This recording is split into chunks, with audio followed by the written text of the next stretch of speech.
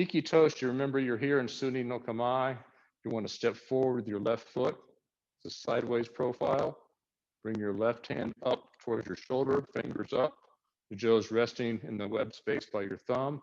And then you switch your backhand, okay? So that I end up in a posture that looks something like this. And I've got a controlled grip with my right hand, okay? Right? And my right hand is touching my right thigh. In this view, move sideways, bring the left hand up, switch the right hand, use forward. You're here, you come around, you're in Suni no Kamae. You move this way first, you find the end with your left hand, you bring it up towards your shoulder, elbow down.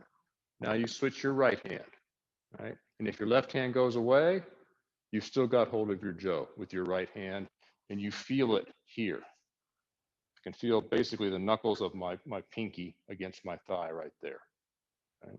Every time. So here I am, here. Now, my feet are going to stay in almost the same position.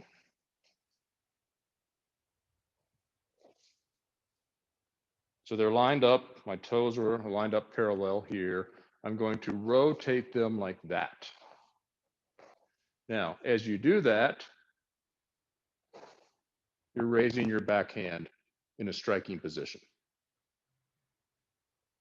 So again, my Jo is in the vicinity of my right ear. This hand does not drop, does not raise, does not drift. The backhand's doing most of it. Okay?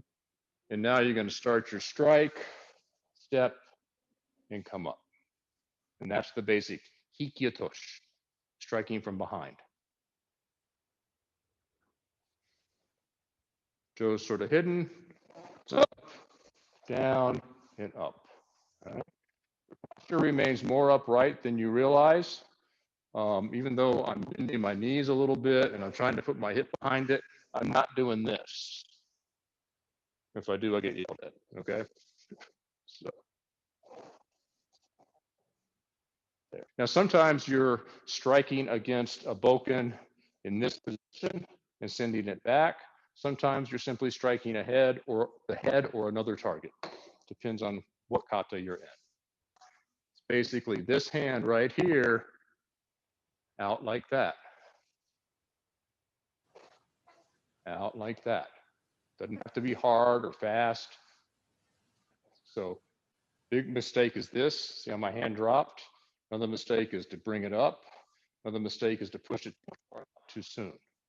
As I'm raising, I'm ready to strike. That hand should not, my left hand should not change much at all. Then it goes out and both hands move together. Yeah. So general rule of thumb, try not to step in front of your weapon or before your weapon moves, okay? General rule of thumb. So in other words, if I'm going to strike, I don't want to do this and then this. I'm essentially walking into my opponent's weapon, right? You want to make sure that your weapon is out there, but the timing is such that your body is moving with it and driving it and providing impetus to it, but you're not stepping first. That's not so good. Now, the top hand, biggest mistake we're going to make in our dojo is to palm it. So this is palming, right? You don't want to do that. What happens here is as I rotate my hands, my right hand is up, but I'm extended, okay?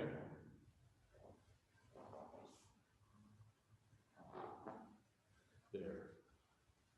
And again, you're that position that kind of a Jo kind of generally tends to run over past your ear when you're making these strikes from over your head, same thing. So this would be too far out. Walt would criticize me for and call this flat, right? You want this up here and then down. So keep your fingers, they're sliding, they're on the Jo, but they're not palming. Come up like this, strike like that. About 100 times in a row against a bokken, right? So it just flowed every time. So remember, Suigetsu, it's nice. I like it because it shows you one of the reasons why Sune no Kamae, this position here, is very much a fighting stance. It's the most direct use of this posture, this Kamae to initiate an attack. And what I'm doing is from here, I'm going to go slightly offline, but I'm bringing my Jo forward like that, and I'm literally bracing it on my right thigh. There. See how it's touching? And I'm creating some pressure there. In my left hand, so from here, my left hand goes in a defined spot, fingers together. Okay? There. And then from there, I'm going to drop back into Hikyotoshi. Again, that hand should be stable against your right thigh. There. Fingers up here. And then your partner is going to do kind of an air cut posturing. So you've got a Migi Chudan Boken in front of you, and you're going to send it back and come up and cover the eyes. And that's all there is. So from this view, if I come toward Bob, he's coming to me. He's reaching out to cut right here. I get slightly offline and go forward and catch him in the Suigetsu there. My hand has not moved. It's still in the middle position. Now, from there, I'm going to go straight back. So my Jo just kind of re-engages like this as I step, and I assume Hikyotoshi no Kamae. The air cut comes there. I send it back and put my stick up his nose, basically. Just come up at eye level. And after I cut and I come back up, I bring that back foot up so that you usually don't end up with a very wide stance. And then for Osami, I'll probably drop that left foot back a little bit, come down, move, right back to here. Sword is coming in again in Hasso here, cuts, gets the Suigetsu here. Sometimes you stop, you cut a little higher so you don't interengage. Instead, you come back, come here, because your opponent's now on that angle.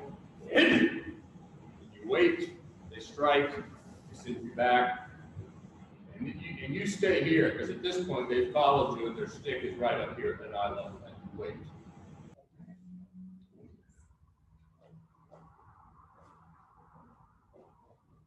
And I'm waiting until this cut starts.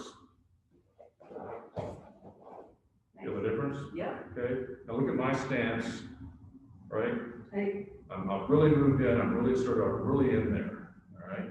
Now, as you start to go back, I'm back. Good. Haircut for too close back. Just touch. Right there. And there's your ear touch distance there, right?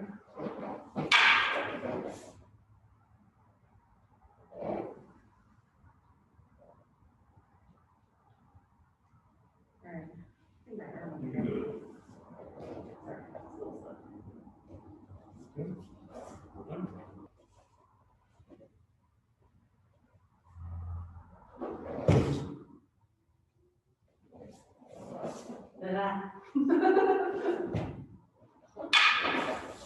Too much right hand.